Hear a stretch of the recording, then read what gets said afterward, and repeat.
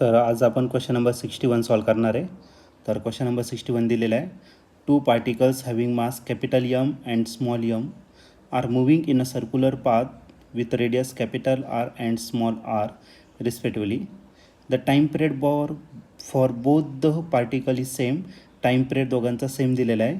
The ratio of angular velocity of the first particle to that of the second particle will be. तर first particle to second पार्टिकलचा अँग्युलर वेलॉसिटीचा रेशो आपल्याला या ठिकाणी फाईंड करायचा आहे. तर हा क्वेश्चन 2023ला आलेला होता आणि याचे 4 ऑप्शन. तर त्यापैकी पहिला ऑप्शन आहे 1:1, बी ऑप्शन 1:2, सी ऑप्शन 2:3 आणि लास्ट ऑप्शन डी 3:4. तर या क्वेश्चनचं नेमकं काय आन्सर असेल ते बघूया, कोणतं ऑप्शन असेल. तर या क्वेश्चनमध्ये आपल्याला 2 पार्टिकल दिलेले आहे. पहिल्या पार्टिकलचं मास किती आहे? Capital M. तर गिवन यू. तर फर्स्ट पार्टिकल जो आहे त्याचं मास किती आहे? तर कॅपिटल M इतकं आहे. आणि सेकंड जो पार्टिकल आहे त्याचं मास किती आहे? तर स्मॉल m इतकं दिलेलं आहे.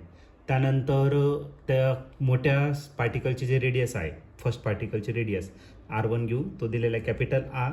आणि सेकंड पार्टिकलची जी रेडियस आहे, सर्क्युलर पाथमध्ये तो रिव्हॉल्व करणार आहे, त्या सर्क्युलर पाथची जी रेडियस आहे ती किती तर स्मॉल r. तर टाईम पिरियड जो दिलेला आहे दोघांचा तो कसा दिलेला आहे? सेम दिलेला आहे. मग पहिल्याचा टाईम पिरियड आणि दुसऱ्याचा टाईम पिरियड कसा आहे? सेम दिलेला आहे.